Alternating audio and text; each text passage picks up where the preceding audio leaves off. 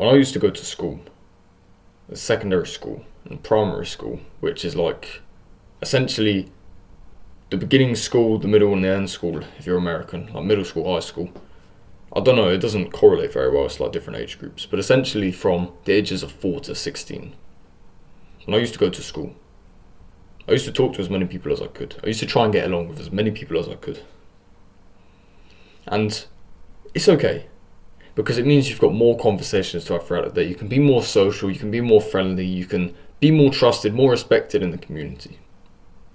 But to say I trusted each and every single one of those friends would be a complete overstatement. To say I trusted even half of those people, even as my friends, would be a complete overstatement also.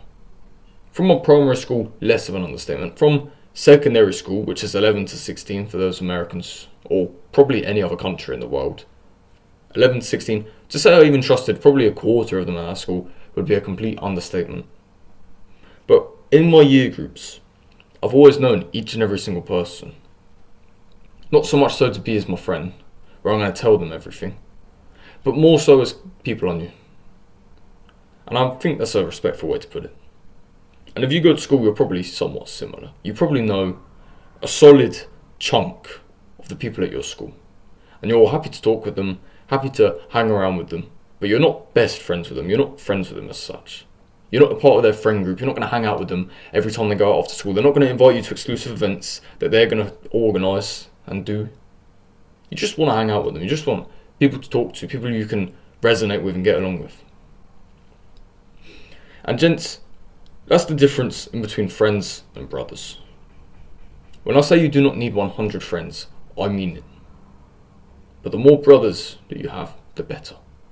At school, I would consider myself, looking back now, to have maybe 4 or 5 brothers from school.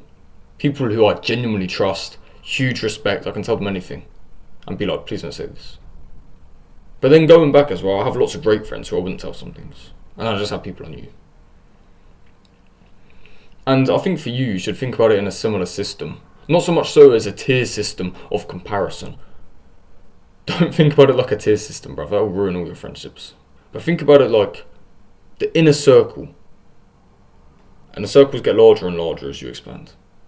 Think about it this way. If you have 100 friends, your family's in the circle, right in the centre. But even inside of that, there's a dot just for you. So you have you, your family, and then your brothers. And then you have like your best friends and then your friends. And then everybody, right? Because everybody's on this circle.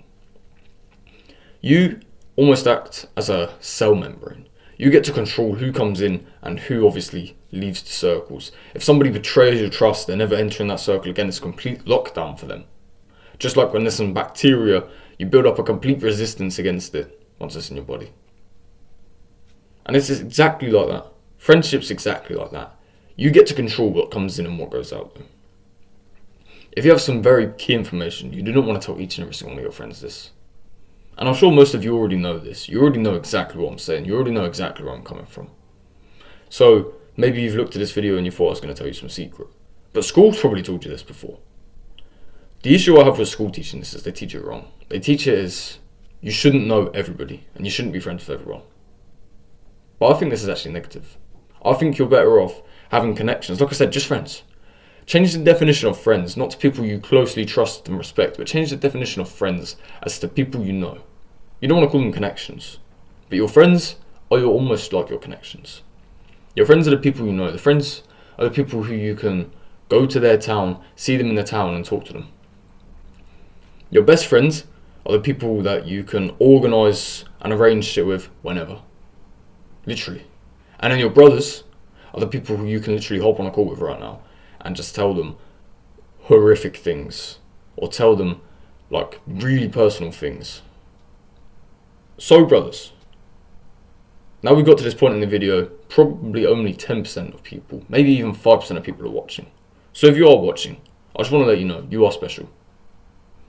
And we have many spaces open in our Allegiance, which is our Discord server linked in the description, where we're going to be going through exclusive live calls on the Discord when we get enough people in our server.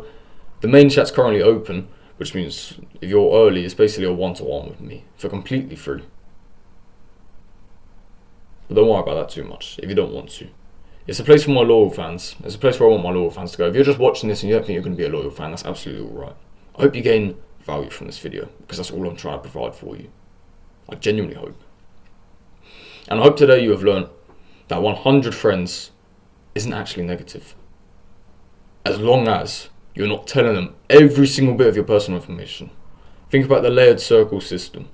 Have them as connections, have them as people who you can slightly rely on in comparison to members of the public. Not people who you can definitely rely on, like best friends. People who you can say, hello, I'm stuck. Please can you give me a ride, or please can I stay at your house for a little bit before the cell connection comes back. Because trust me, I've been there, bruv. We got stuck in a neighbour town because we had no connection.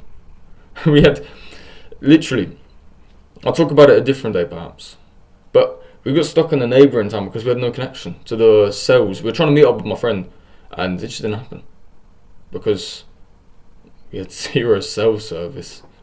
It was horrific, right? But we saw it in the end. And the people who you can trust and rely on to be able to almost like knock on their door and say, do you mind if I come in for a little bit because X issue, X query, your best friends will let you in. Your friends might let you in. Your best friends, if they're there and they're not occupied, will let you in.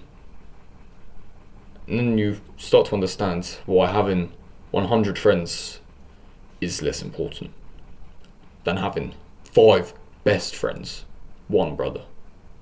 I'd rather have 5 friends who are actually top quality best friends than 5 random fucking friends.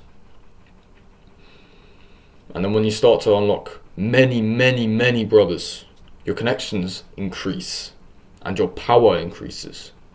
And that's what's going to happen to our Discord server over time. So gents, before I keep you waiting any longer and keep waffling, I'm sure you understand the concept. I hope you've learned something today. And I'm sorry this video might not be as long as I would have liked it to. There's a storm outside. I don't know when the power's going to cut or anything. Fucking England this year's been horrific with storms. But don't worry about that. I've pre-recorded for tomorrow. I promise you I have the weekend sorted. So gents, stay strong out there. We'll see you tomorrow.